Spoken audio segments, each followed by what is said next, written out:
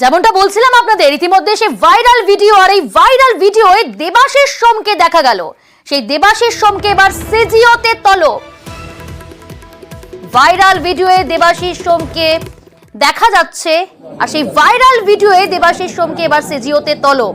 Seminar হলের viral ভিডিওয়ে Debashis সোম, নিজাম থেকে সিজিওতে দেবাশিস সোমকে তলব করলো এবার সিবিআই। গতকালই দেবাশিস সোমের বাড়িতে আমরা জানি দুর্নীতি তদন্তে পৌঁছে গিয়েছিল সিবিআই আধিকারিকেরা, কিন্তু আজকে এই ভাইরাল ভিডিওয়ে আমরা দেখতে পাচ্ছি দেবাশিস সোমকে। এই ভাইরাল ভিডিওয়ে এবার সিজিও কমপ্লেক্সে দেবাশিস সোমকে কিন্তু তলব করা হলো। নিজাম থেকে সিজিওতে দেখছেন দেবাশিস সোমকে সেমিনার হলে।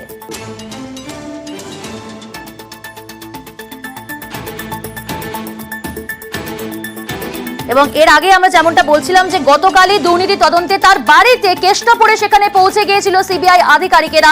দীর্ঘক্ষণ সেখানে তল্লাশি চালানোর পর তারপর তাকে নিয়ে নিজাম প্যালেসে যায় সিবিআই আধিকারিকরা এবং পরবর্তী সময় তাকে ছেড়ে দেওয়া হয়। আজ ফের কিন্তু তাকে তলব করা হয়েছে। কিন্তু এই ভাইরাল ভিডিওয়ে দেখা যাচ্ছে দেবাশিস সোমকে, সেই ছবি আপনারা, সেই ভিডিওর ফুটেজ আপনারা দেখতে পাচ্ছেন। এবং এই ভাইরাল ভিডিওয়ে দেবাশিস সোম প্রকাশ্যে, তা নিয়েই এবার জিজ্ঞাসাবাদ সিজিও কমপ্লেক্সে দেবাশিস সোমকে। অনুপ রয়েছে আমাদের সঙ্গে। অনুপ, নিজাম থেকে সিজিও কমপ্লেক্সে নিয়ে আসা হয়েছে দেবাশিস সোমকে, তাকে তলব করলো সিবিআই। এখন তার কাছে কি জানতে চাইবেন সিবিআই আধিকারিকরা?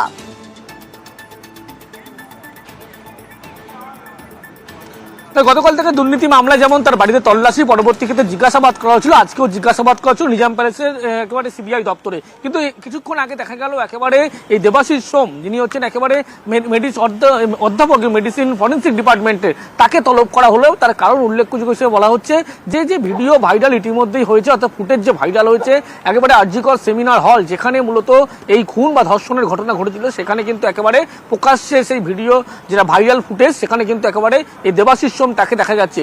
তিনি সেখানে কি করছিলেন এই সমস্ত তথ্য ইতিমধ্যেই জানার জন্যই সিবিআই এর পক্ষ থেকে ইতিমধ্যেই তাকে তলব করা হয়েছে। এবং কিছুক্ষণ আগেই তিনি নিজাম প্যালেস থেকে সিজিও কমপ্লেক্সের সিবিআই দপ্তর, সেই দপ্তরে আসলেন।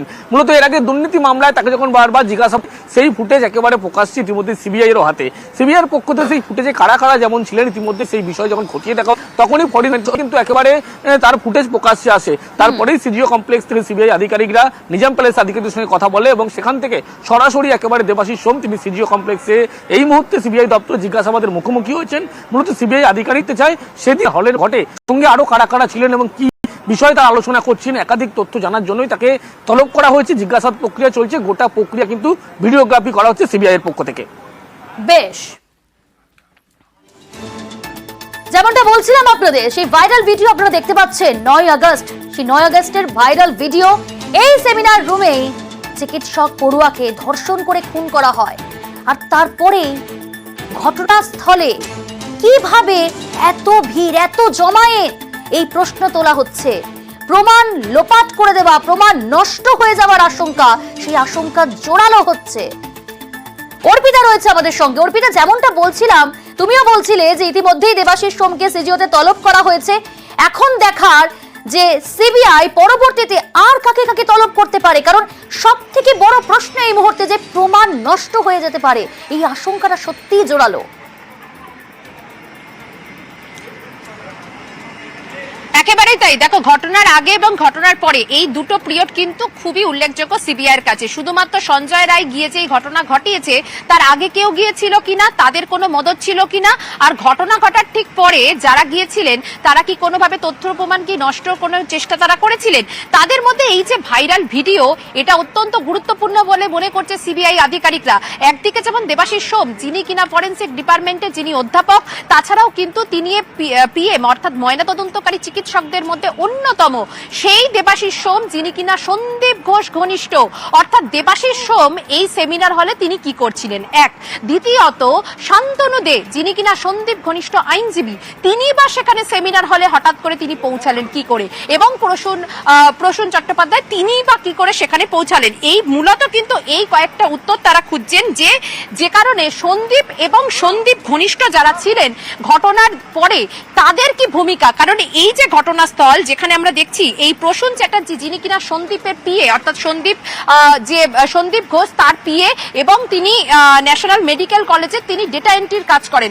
অর্থাৎ তাহলে এরা বহিরাগত, তাহলে এরা আরজি করের কেউ নয়। তাহলে এই ঘটনাস্থলে তারা সেখানে সেদিনকে কি করছিলেন?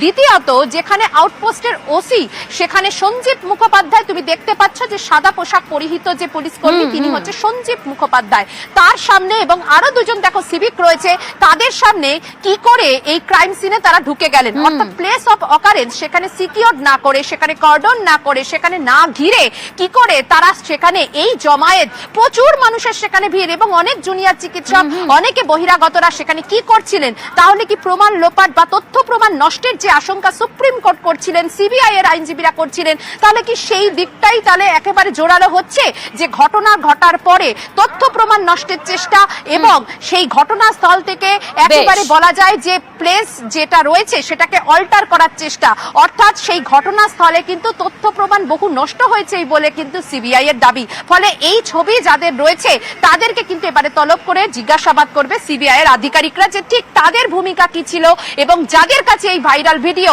তারাই বা এতদিন কোথায় ছিলেন, তারা কেন সিবিআই কে সবটা তারা দেননি, তাদের কি উদ্দেশ্য, সেটাও কিন্তু সিবিআই এর রাডারে। বেশ, আর এই নিয়ে শুরু হয়েছে রাজনৈতিক চর্চা। যে ভিডিওতে আমরা দেখতে পাচ্ছি যে যেখানে ক্রাইম সিনের এলাকা, অর্থাৎ যেখানে ক্রাইম সংঘটিত হয়েছিল সেই সেমিনার রুম তো মনে হচ্ছে মেলার জায়গায় পরিণত হয়েছে। পুলিশের উপস্থিতিতে ডাক্তার ঘোষ ঘুরে বেড়াচ্ছেন, তার সাঙ্গ পাঙ্গ নন্দী ভিরিঙ্গি সবাই ঘুরে বেড়াচ্ছে সেখানে। কি ক্রাইম সিন এরকম হয় নাকি কোন? আর সিবিআই এর উপর প্রশ্ন তুলছেন এখন, আপনারা যদি ক্রাইম সিনকে মেলায় পরিণত করেন, লোক যদি সেখানে বারবার যাওয়া আসা করে, তাহলে পরে সেই ক্রাইম সিনে কি কোনো তথ্য প্রমাণ উপযুক্ত থাকে, তথ্য প্রমাণ ইনট্যাক্ট থাকে? যদি কেউ কিছু করে থাকে সিবিআই করবে না গ্রেপ্তার, নাকি সিবিআই এর উপর ভরসা নেই? আর ইনি যে কথা বলছেন যে সিবিআই বলেছেন, সেটা সবাই জানে। 5 দিন পর তারা পেয়েছেন, হাইকোর্টের নির্দেশে পেয়েছেন, এবং তারা হাইকোর্টেতেই কেস ডায়েরি তাদের হাতে তুলে দেওয়া হয়েছে। এখন তারা তদন্ত করছেন, এখনো পর্যন্ত দ্বিতীয় কোনো গ্রেফতার হয়নি। তাতে কি আমরা বলছি সিবিআই কে তাড়াতাড়ি তদন্ত করতে? এনাদের কথাতে বোঝা যাচ্ছে এনাদের সিবিআই এর উপর কোনো আস্থা নেই।